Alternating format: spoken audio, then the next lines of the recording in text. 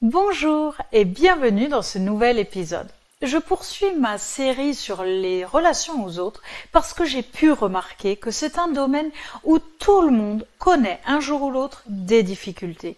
Que ce soit en amitié, au travail ou avec un partenaire amoureux, ce que nous allons voir un peu plus en détail aujourd'hui. Tu le sais maintenant, mon domaine, c'est le burn-out. Et justement, te faire cette série est important pour moi parce que quand on est dans une situation douloureuse, déstabilisante comme le burn-out, nos relations avec les autres sont parfois chamboulées. Avant qu'on plonge dans le vif du sujet, n'oublie pas de liker la vidéo ou de me laisser un commentaire pour soutenir mon travail et qu'il soit proposé au plus grand nombre. Et abonne-toi pour ne rien rater.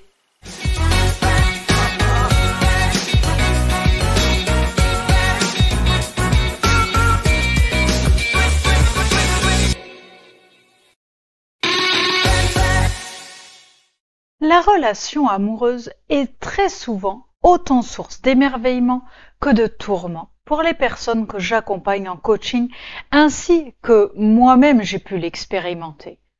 L'amour est une émotion parmi les autres, bien qu'elle soit parmi celles qui soient ressenties comme les plus fortes, les plus motivantes, les plus énergisantes. La semaine dernière, je t'ai parlé d'amour inconditionnel. Cette semaine, je te parle plus précisément de l'amour que tu pourrais avoir envers quelqu'un.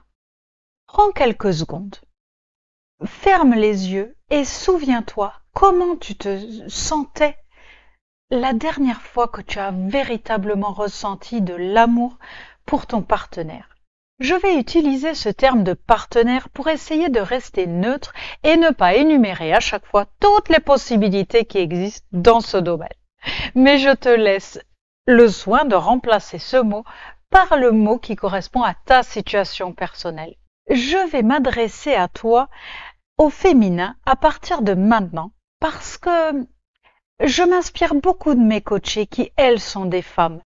Si tu es un homme et que tu écoutes, tu es bien sûr le bienvenu et je te laisse adapter mes paroles à toi.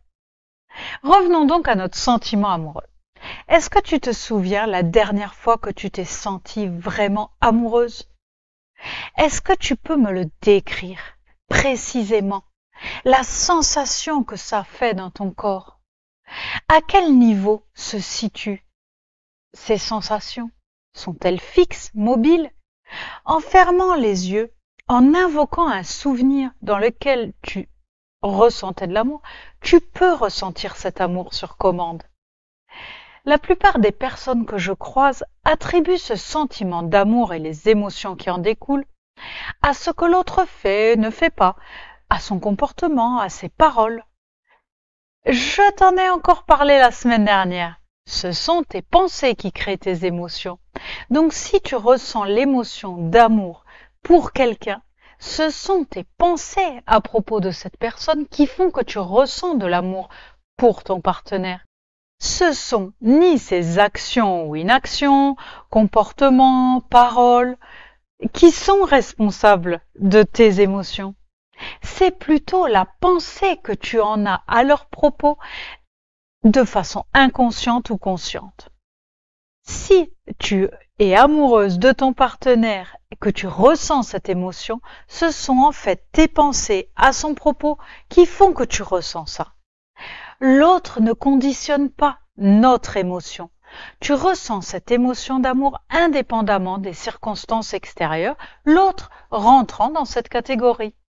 Qu'il te dise je t'aime ou non, quoi qu'il fasse ou non, quelle que soit sa façon de se comporter ou non, tu as toujours le choix de tes pensées, donc de tes émotions. C'est la maturité émotionnelle dont je t'ai déjà parlé.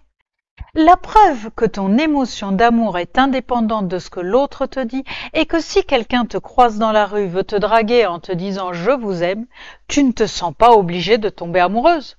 D'ailleurs, peut-être que tu ne te sens même pas concernée. Si au contraire ton partenaire te dit qu'il ne t'aime plus, tu peux, si tu veux, continuer à ressentir de l'amour pour lui. Aimer ou non est un choix que nous faisons en choisissant les pensées que nous avons à propos de l'autre. Prendre conscience de ça n'est pas très romantique, je te l'accorde, mais ô combien essentiel si tu veux atteindre la liberté de ressentir l'émotion que tu veux. A contrario, croire que ce que fait, ce que dit l'autre, ou ne fait pas, ne dit pas, est responsable de tes émotions, peut s'avérer plutôt néfaste pour toi. En effet, tu seras vite tenté, consciemment ou non, de contrôler l'autre, d'influencer ses actions, ses paroles ou son comportement pour que toi tu te sentes mieux. Ce qui s'avère désagréable pour l'autre, mais aussi pour toi. Et en réalité, impossible. Si tu te surprends à dire quelque chose pourtant banal, du style « J'aimerais bien qu'il me complimente plus souvent, je voudrais qu'il m'offre plus souvent des fleurs », tu te positionnes en victime, dans le sens où tu donnes le pouvoir de tes émotions à l'autre, à sa façon de faire, de se comporter. Tu te soumets à l'autre au lieu de prendre la responsabilité de tes émotions. Tu peux me demander, si chacun est responsable de ses émotions dans son coin, à quoi ça sert d'aimer un autre être humain ? Ça sert notre besoin fondamental d'aimer, notre besoin de connexion à l'autre, d'appartenance. À l'origine, le sentiment d'amour, d'attirance qu'on peut avoir pour quelqu'un est quand même dans un but de perpétuer l'espèce humaine. N'oublie pas non plus que nous sommes des animaux grégaires. Nous sommes rassurés par la force du groupe, le fait de ne pas être seul. Ça répond aussi à notre besoin de plaisir qui est primordial et aussi un puissant moteur. Et je ne parle pas uniquement du plaisir sexuel, il n'y a pas que ça dans une relation. Ça répond à notre besoin d'intimité, de complicité, de chaleur humaine, de sécurité affective et surtout le besoin d'amour pour lui-même.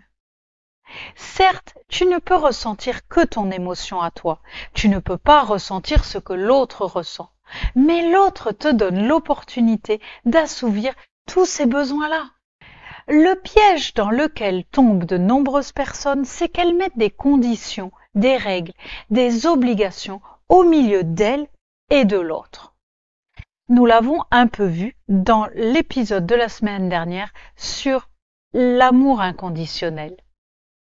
Et si tu aimais l'autre que pour le plaisir de l'aimer, de connecter, si tu cultivais tes pensées amoureuses envers la personne juste pour le plaisir d'aimer, pour bénéficier de tous les bienfaits qui se passent dans ton corps, dans ta tête, dans ta vie, quand tu ressens cet amour.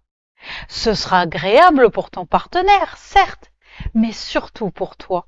Ce qui n'empêche pas de partager ses envies, ses besoins avec l'autre. Mais ça n'implique pas forcément de poser des conditions à l'autre. Si tu veux ressentir de l'amour pour ton partenaire, tu peux cultiver des pensées à son sujet qui vont dans ce sens. Mais quelquefois, il arrive qu'on a la sensation de ne plus aimer l'autre. Soit cela se produit avec le temps qui passe, soit parce que l'autre se comporte mal avec toi, ne te respecte pas comme tu le souhaiterais, te trompe, te ment. Tu restes responsable de tes émotions, de tes pensées, mais tu n'es en aucun cas responsable de ce que fait, dit, ressent l'autre. Si toi tu prends tes responsabilités, ça fonctionne dans l'autre sens pour l'autre. Tu n'as pas à endosser des choses qui ne t'appartiennent pas. C'est à toi, en fonction de qui tu es, de tes valeurs, de ton vécu, de tes envies pour toi-même, de décider ce que tu veux faire dans une situation qui ne te convient plus.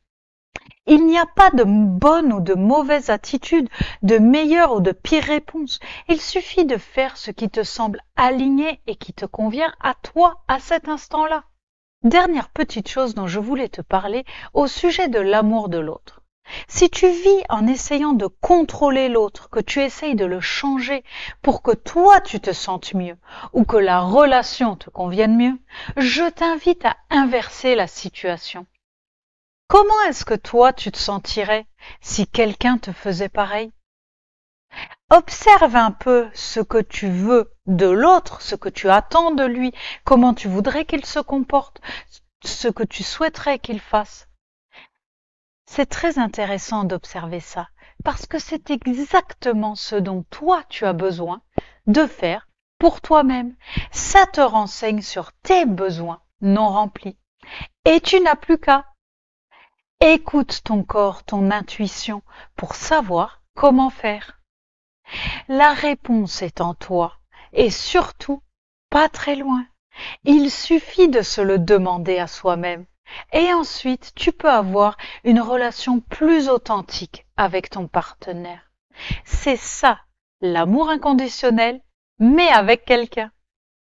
Si tu doutes de ce que je te dis, essaye, tu verras bien, tu n'as rien à perdre. Prends la responsabilité de tes émotions et laisse à l'autre la responsabilité des siennes. Aime l'autre sans condition. Essaye d'expérimenter le sentiment d'amour authentiquement et observe quels changements surviennent. Et si tu en as envie, tu peux venir partager en commentaire. Quant à moi, je te dis au revoir et à la semaine prochaine.